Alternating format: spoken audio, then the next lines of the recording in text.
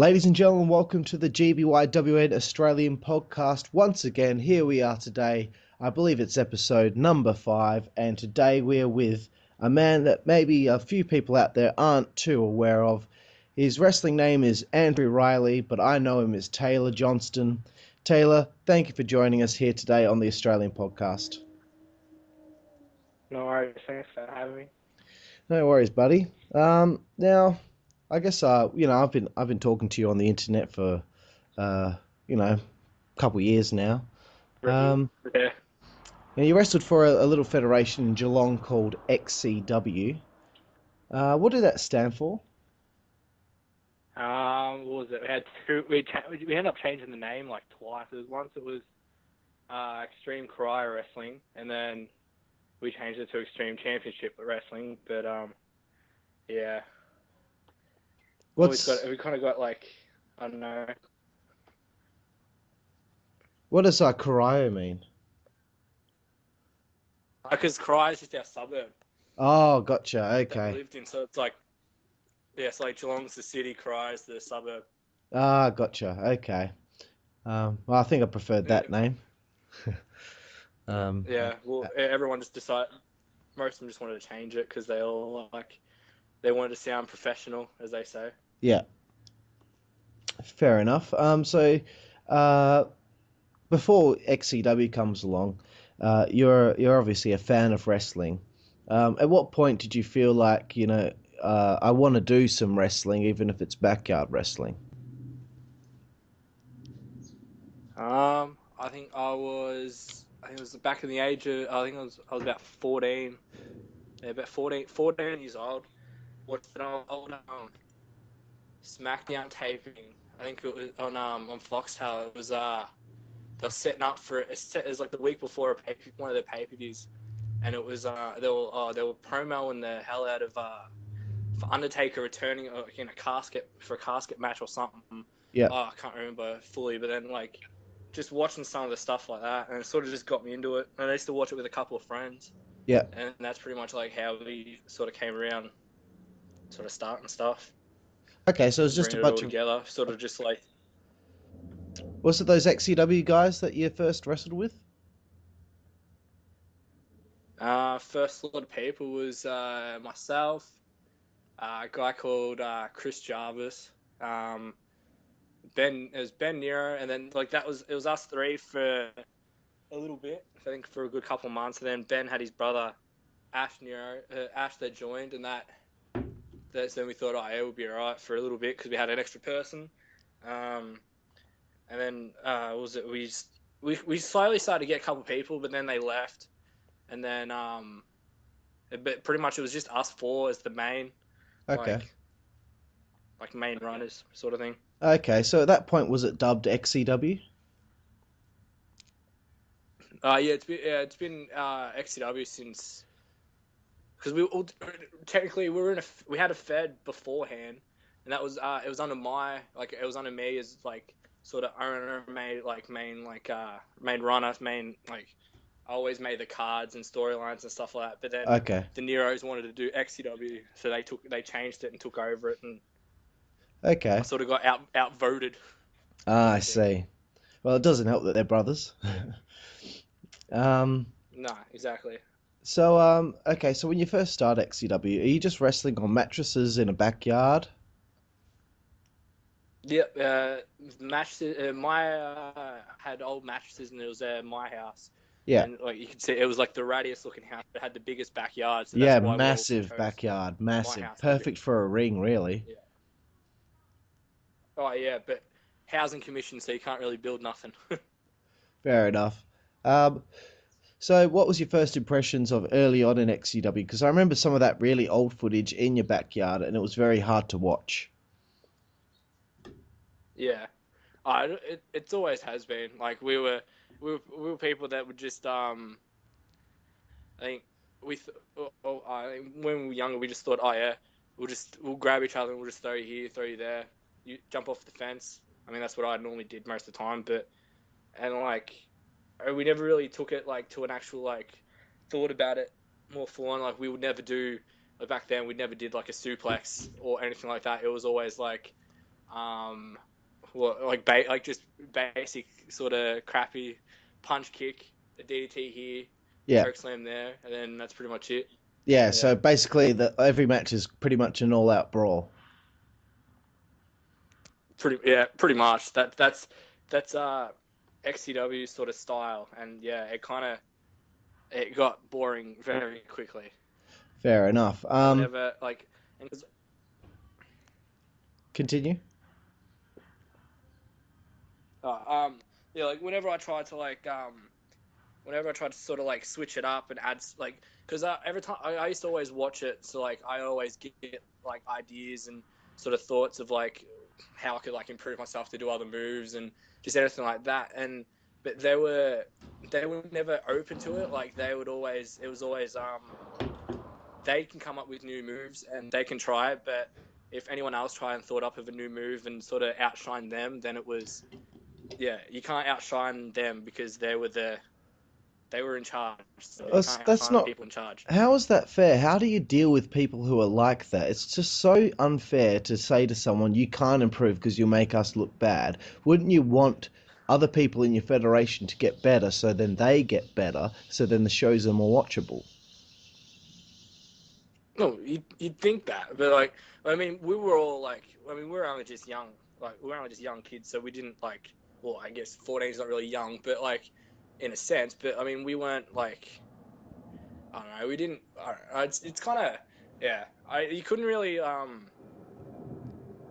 you couldn't really do anything where we were. I mean, we were, it was a big backyard, yeah, but like, we wanted more stuff to do, like I want to do shit ton of stuff like back then, but yeah, like now, like to me now, thinking about it now, if I could do the stuff like some of the stuff that I could do now, then I reckon I'd be so much happier with like how I feel nowadays about it. yeah. Okay, well, so you know, is there a problem with communication and the brothers in charge, as far as just talking to them in person about how you feel about wanting to improve? What's the big issues between you and them? Pretty much just one word, just ego. It's weird to have an ego. Really, egos. It's just so weird to have an ego when you haven't really accomplished anything yet, and you're just starting out and you're trying to make your federation worthy. Yeah, it's their like sort of mindset in life in general.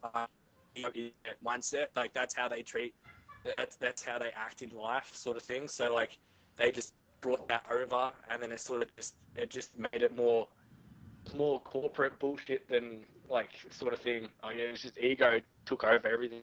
Yeah. Over just fun, really. So it left your backyard, and you ended up in the little garage on the mattresses. Yeah. How did that come about? Well, I was moving house, so and I moved from a house to a unit, so I had no backyard, and Ben Nero, he moved house, so because he left his parents' house, so his roommate had a decent backyard and a decent shed, so we just said we move everything in there, and yeah, he didn't care. He was supportive. He'd make sure we had everything. That was when we were in there, like it was the best time because it was we were like it was in a shed. It was in a shed, but it was it was, I don't know. It's kind of hard to explain. It was like a new spot. So it's like we had like a new sort of we sort of thrived more on it because it's like new spot and do something new with it, sort of thing. But but then it just kind of turned to the same shit pretty quickly anyway. Fair enough. So I mean, when you have all these matches and you have these shows and you watch them back, are you thinking to yourself, man, this is a little bit unwatchable? Well, to tell you the truth, I haven't watched any of my old matches since what year is this now? 2015. Yeah. Like from my house, I haven't watched it since like 2013, maybe Okay. a little bit earlier. Yeah. So yeah, that kind of puts it out there. So why did you stay with XCW for so long? um, Was it just a Probably way because I to was still fulfill? friends. I still like yeah, like it was my like it kept me occupied. It kept me out of trouble. Like because I was a bit of a shit as a kid, sort of thing. So like it kept me out of trouble, kept me occupied on the weekends. Um, During school we had school holidays, so whenever we had school holidays, we'd do instead of doing like just on a weekend, we were doing a show like every second day for the 2 weeks of school holidays. So like we Oh, had so much we had the passion for it. It's just there's no talent behind it for to live with the passion sort of thing. and in the situation you're in, it must feel frustrating knowing that it's impossible to evolve from where you're at to improve and have better shows. Yeah, well that's it. I mean, when you try to expand, like, and you try to do something with yourself, like you try to, um, I mean, like even if you try to have a life out of it, like it got wrecked by a group of people. Like you tried to have a life out of it, and they'd crack it that you decide to hang out with your girlfriend or chill out with different mates because they decide to book a show that day, like a few hours beforehand or the night before, Oh, like I sort of gotcha. stuff like that. Like sometimes the shows were just booked on the fly. Like we're all talking to each other. Yeah, we're bored. All right, let's do a show today. Yeah, all right, whatever. Okay. But like, yeah, Do you have fond memories of that and like time? yeah, yes and no. I mean, I mean, there's one person there. Like I used to love like he used to come over like to my house to wrestle. A guy, Josh Pert. Like, I mean, he's like on the backyard group and he talks heaps. Yeah. Um, he he's he's like that knowledgeable. Like he watches it as much as I do, and like we used to have these sort of used to have a couple matches here and there, and like they were the ones that like they were the ones that we could enjoy with each other because we like other than facing everyone else because we we had a restriction with each other. Like we'd always let like each other do a certain move to each other, or to make the next match better, we'd think of something else and like put that bar further and that like just step the game up. Yeah. But then it got hard. It got complicated with him because he couldn't come because he's got spine. I can't remember what it was. He's got kind of back problem. He's got to wear a back brace most of the time, like when he sleeps and stuff like that. Yeah. So it reduced him coming over a lot back then. So it kind of like then it sort of not break my heart, but like it just like it sucked because I used to love it. Whenever they say, "Are you gonna have a match with Josh?" It's like, "All right, cool. I'll put the extra effort into waking up in the morning to show up, Yeah. even when it's even in my backyard." It was I'll put the effort in to do it because Pert's coming. But Yeah. when it's not, it's like, oh yeah, do I really have to drag myself out of bed? Yeah. Fair enough. So okay, we've gone through all this now, but I just want to know, why did you leave XCW? What were the problems? I know that there were quite a lot, but just start from the top and work your way through it, man. All right. All right. So how many? So I think I've been fired from there. Like I've fired and I've left. I think I got fired twice. They said don't worry about coming back. One time I quit because I just had enough. It was too much damage on my back because I got took my spine out of line ages ago when I was playing footy. So like the sort of pain was coming back. And then the last time I felt sick, and so I sent a message the night before, and then reminded him that morning that I wasn't coming because I didn't want to risk throwing up on people because I felt that sick. And then by the end of that day, no one talked to me anymore, and I got thrown out pretty much. Oh, that's ridiculous. I mean, the roster wasn't, big enough as it was. They shouldn't have been kicking you out over being ill. It's not like you being there was going to destroy everything that they had created. Well, at that time, like when I got thrown out for being ill, I was I wrote all the match cards. I came up with most of the ideas. So that was like, I was like I was behind the scenes. Like I was doing most of the behind the scenes stuff, sort of thing. Yeah. Because like that day we had it was a tournament. We were doing a tournament for the because like we were doing like a sort of annual tournament thing. It was Yeah. a second year for it, and yeah, like I just wasn't feeling up for it. I was feeling so sick. I was throwing up most of the night. I just wasn't taking the chance, and yeah, I just Well, at least you let got them know kicked the out night 5 before. minutes later. At least you let them know the night Yeah, before, right? Because yeah, well, that's it. But you think you'd be sweet, but yeah. I guess not. Ah, well. Anyway, okay, so you've left XCW, but during your time in XCW, you found the WZWA over the internet. Yep. How did you stumble onto WZWA? Well, I was organizing another Fed in Geelong. Me and a guy called Richard. And then another guy that you all know pretty much. Andrew Stewart.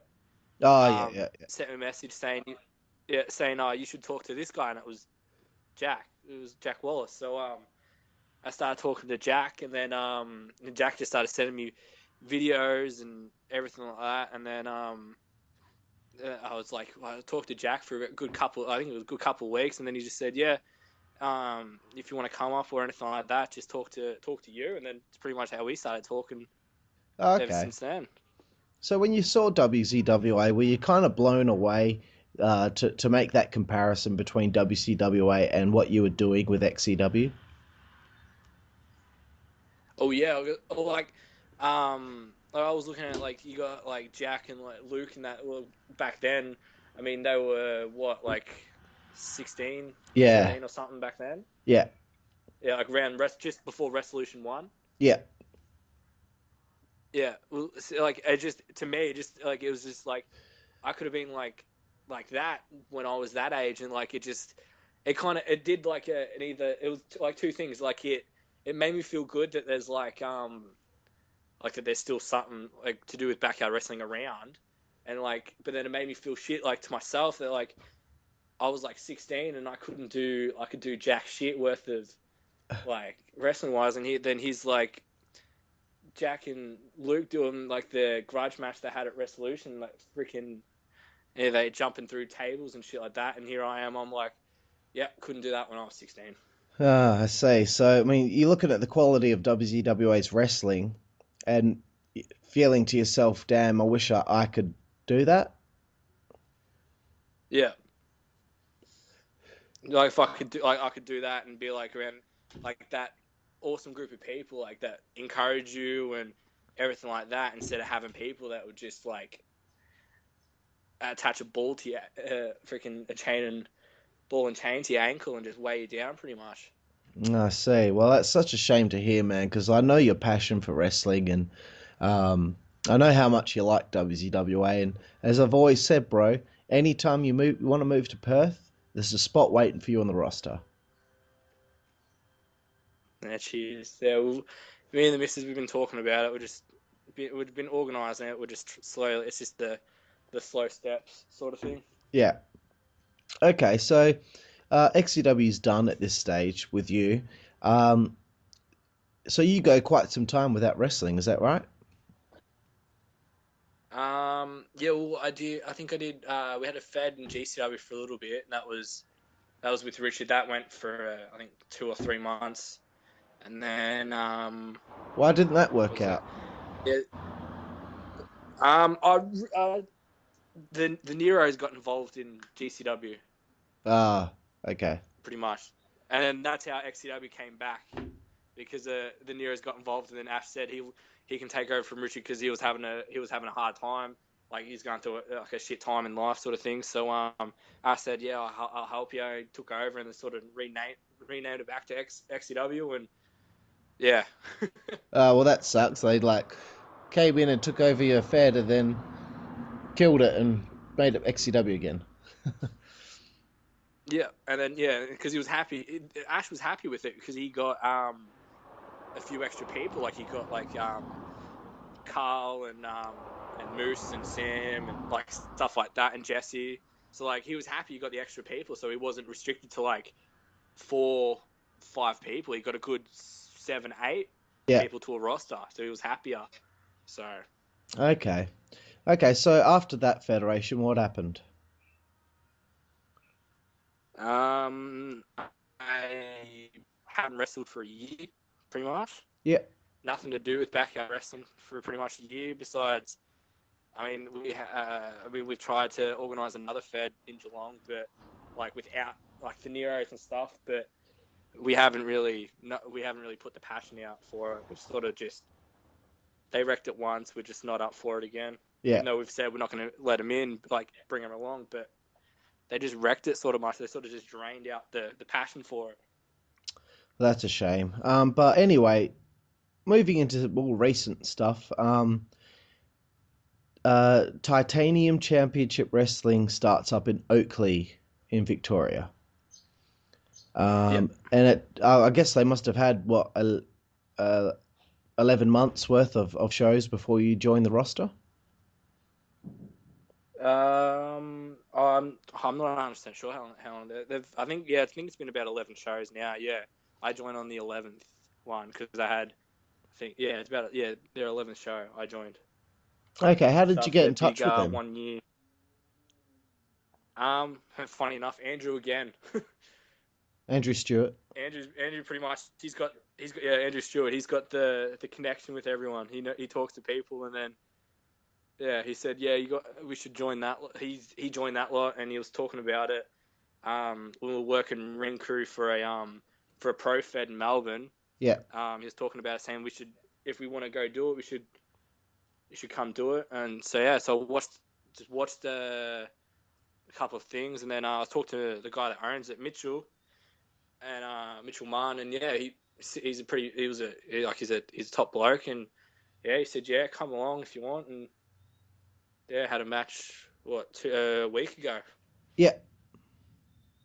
Made my debut. Yeah. And how did that go?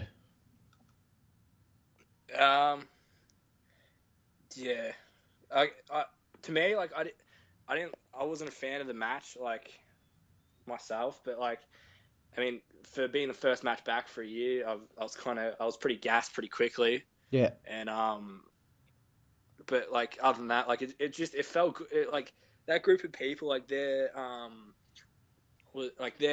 sort of their attitude towards it, like some of them, they're not really diehards. They don't really want to.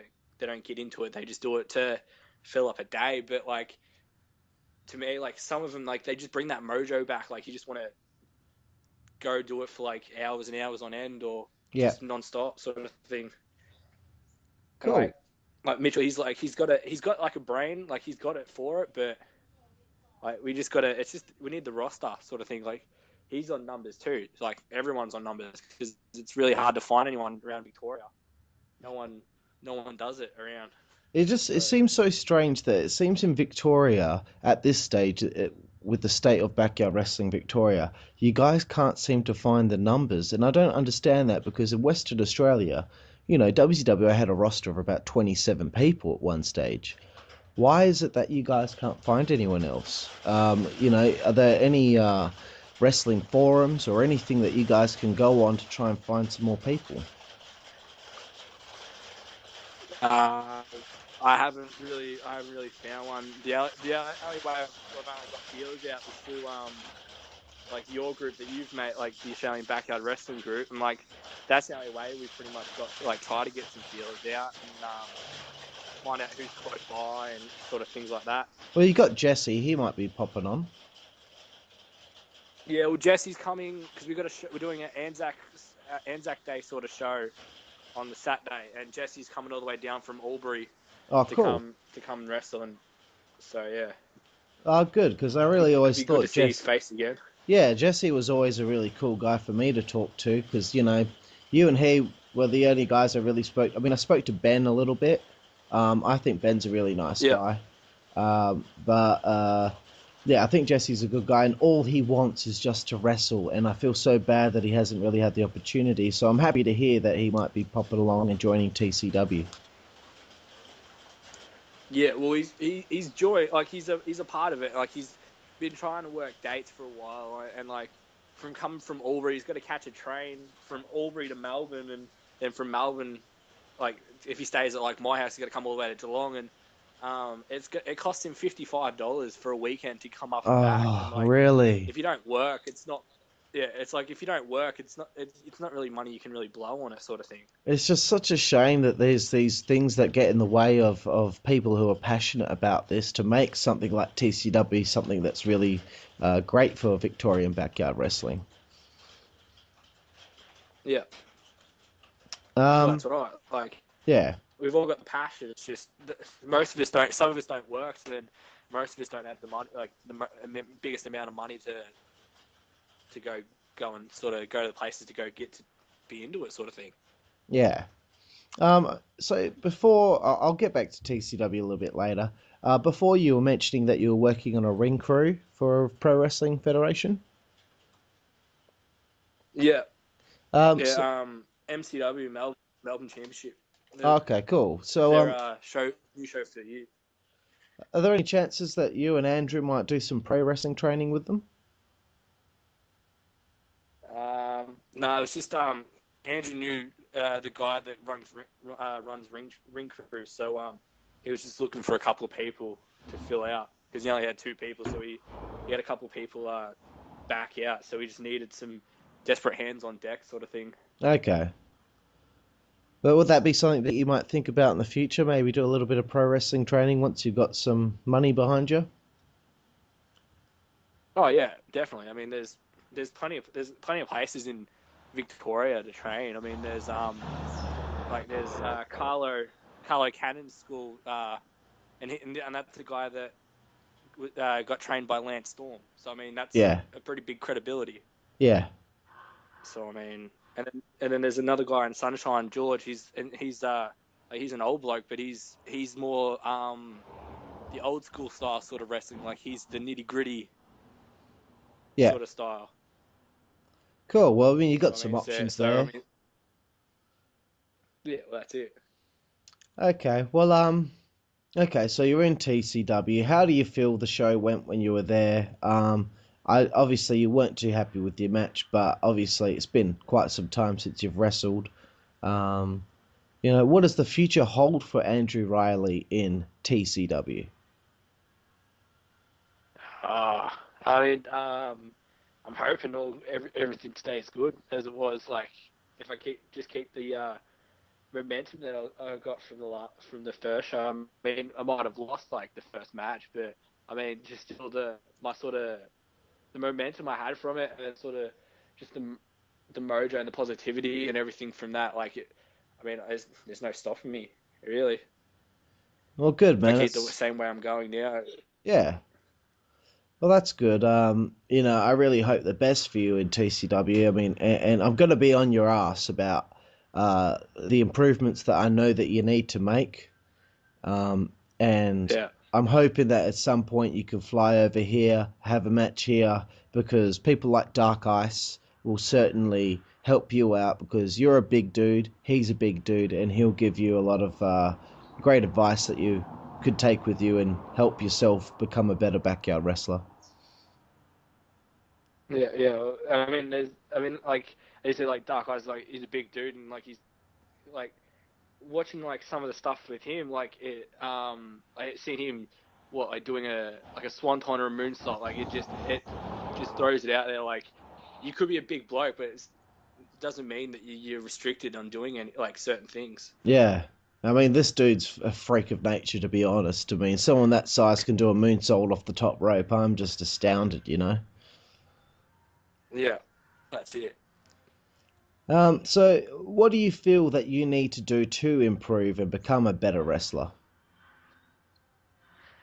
Probably first off is lose some weight, really, and start trimming myself instead of being a lazy shit like I have been lately. But I mean, being a new father and stuff, so sort of like you kind of restrict yourself from doing a lot of things. Yeah, Um, but like just yeah, like start trimming and sort of turn the fat into muscle, and then slowly I don't know, probably get out there so then you can like maybe get a bit of training or try and expand myself a lot more with certain things and see where I can go from there.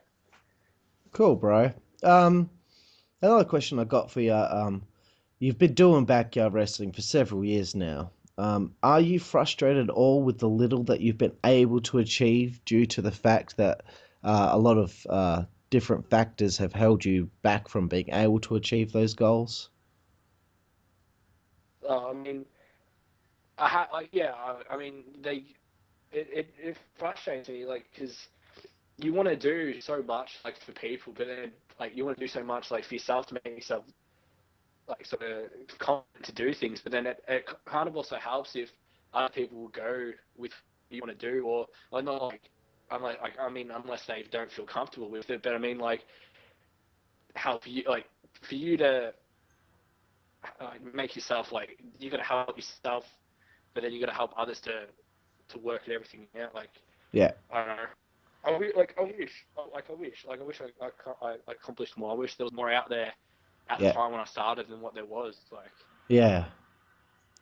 It is a shame, bro. Because I know the passion you've got for it, and all that. And another question I got for you is, what do you want to accomplish in backyard wrestling, and what are you gonna do to be able to achieve those goals? I mean, May one's been to go over to Perth, like to you guys, like just to see like how all your like just everyone's sort of how they interact with everyone, like work with you guys to actually have like a crowd more Yeah, than like just two people sitting on a couch. I mean, like interacting with more people and then like wrestling new people instead of the same people you've wrestled for a few years straight. I mean, yeah, you guys might be sort of you've all faced each other like only like probably twice or three times, like yeah, everyone. But I mean, you still got enough people there to mix it up, and then you can always do something different. Like with us, we've got six people or five people, and then you've wrestled the same people probably within a year. You've wrestled everyone like too many times, and it gets boring. yeah. Um, so I mean, would like something like Australian Backyard Wrestling Hall of Fame? Would that be something that you just in your wildest dreams wish you could achieve something like that? I mean, I would. I mean, it'd be something to like be recognized in that thing. But I mean, from my past so far, I know there's nothing like that can compare to like Taboo or Rusty or like anyone like that, and like I couldn't really compare myself because it like I'll admit it's a big giant lump of turd than compared to anyone else's sort of stuff. So Yeah, I understand where you're coming from, dude. I mean, I don't think it's a giant lump of turd. I just think your circumstances that you've had haven't allowed you to improve and become the wrestler that you want to be. yeah, So from here, you're in TCW. The future's bright. At least you've got somewhere to wrestle. So I think that's always a good thing. Um, and hopefully we can get you over to WA sometime. Hopefully you move here. And I think you'll realize yeah, wrestling here is like night and day from what you've been used to. But I really wish that TCW the best, and I'm going to be right there with you to give you guys as much advice as I possibly can. And who knows, maybe I might fly over one day and uh, come have a wrestle on the show and see how it goes. that'd be awesome. Yeah, I mean, I've always wanted to check out these other federations throughout Australia, like SAWF, and now that you guys are around, I'd love to come along and help you guys out and give you guys some pointers, and I think it would really help you guys improve a lot. Yeah, well, I mean, first step we need is to get off the mattresses and build a base. It will So change everything. yeah, well, I said that to Mitchell. I mean, when I was talking to you like the other day about it, I kind of elbowed Mitchell to look into it. I mean, because he lives with his parents, so it's kind of hard to eat. Like he sort of doesn't know if they really approve of it, but I mean, like, there's no harm. I mean, I said we can always pack it up and then put it together. Yeah. It's not like it's going to sit there and be in the way of the entire backyard. So. Yeah, I mean, and that's what the Zeppelins did for the ICWS. They always packed it down and put it away in the shed. So it's not too much of a big deal to put it together and take it down.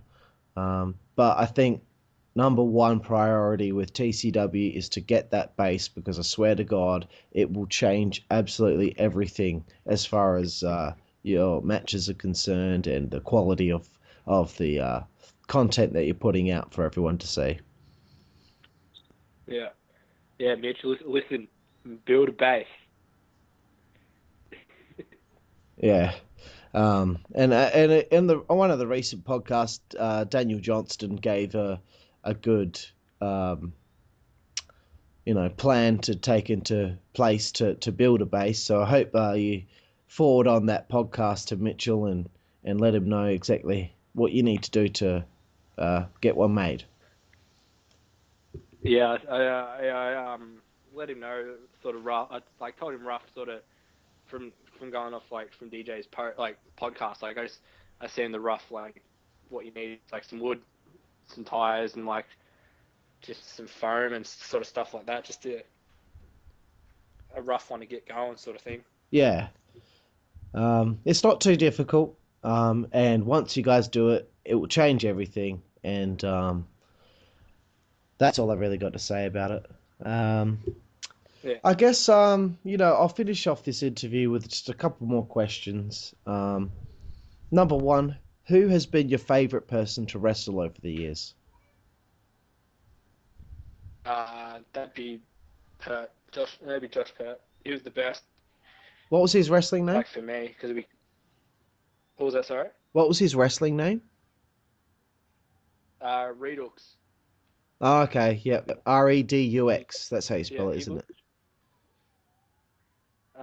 Yeah, he looked at a old Battlefield computer game. It was Battlefield. Oh, Battlefield Vietnam Redux. Battlefield Vietnam Redux. Yeah, I've got it. And then he's like, yeah, he's just like, yeah, I'll use that name. Yeah, that's it's not pretty too much bad. how he got. Yeah. Nice. Okay. Well, have you got a favourite match?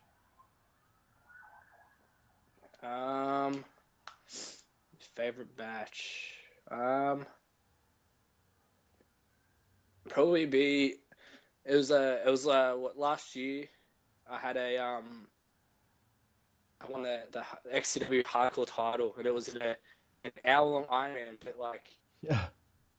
It was like sort of like a hardcore Ironman match, but like it wasn't. I mean, yeah, like it's to do with XCW, but I mean it was with a guy called Carl, like Hanson, and he's so light, so you could just throw him, and it was the best. He didn't care what you do to him. He was the one person like from that run of XCW he took any bump that's known to man. Like he was taking anything. Like he took a falcon arrow onto the ground at the front. He didn't care. Oh well, good. Okay. Well, you've had a match that you're proud of at least. Yeah. Another question: who's your favourite backyard wrestler? Who is someone that you would aspire to be like?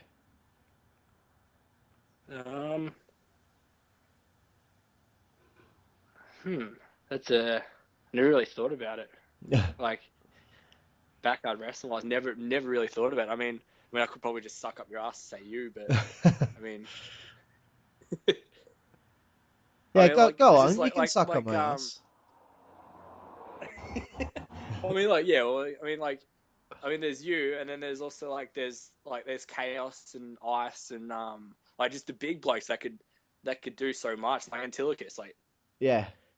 It's just like it's the ones that can show like that size isn't an issue. It's like the backyard version of like a Samoa Joe. He's big, but he can still do that much shit. Like it's to him weight doesn't matter. Yeah. All right, Andrew. Well, Taylor. I call you Taylor. I think we've covered pretty much everything we can.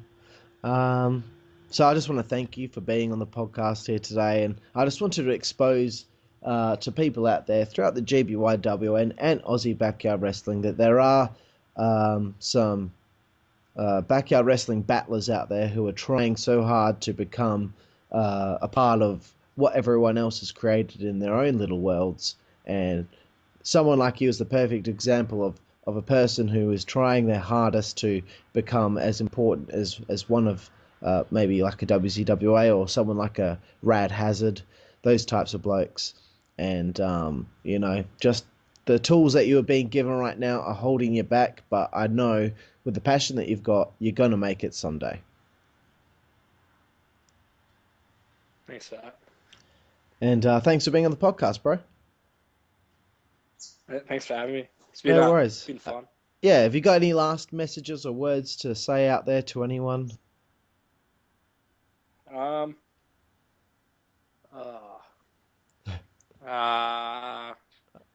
don't want to put too much pressure on you. Well, I don't know. I don't want to. I mean, I don't want to sound like an ass or anything, but like, I mean, I can't wait to like come up there and like I want to face ice. I reckon it'd be I reckon it'd be the greatest thing. Awesome. Well, you've thrown it out there. We'll see what happens. All right, no worries. All right, bro. Thanks a lot. All right, thank you. See you, bro. Yeah.